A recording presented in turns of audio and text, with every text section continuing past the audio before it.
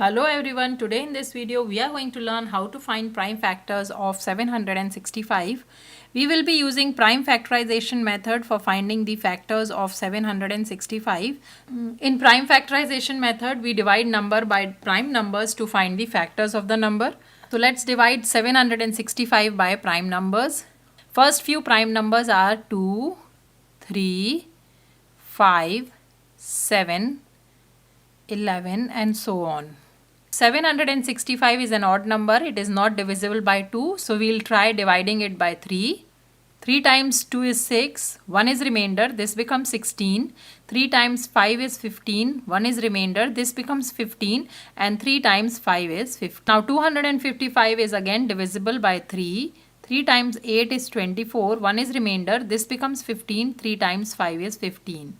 85 is not fully divisible by 3, so we'll use the next prime number, which is 5.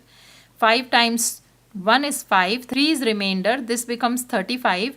5 times 7 is 35. Now 17 is a prime number, it is only divisible by 17. So 17 times 1 is 17. So the prime factors of 765 are 3 times, 3 times, 5 times 17. So these are the prime factors of 75.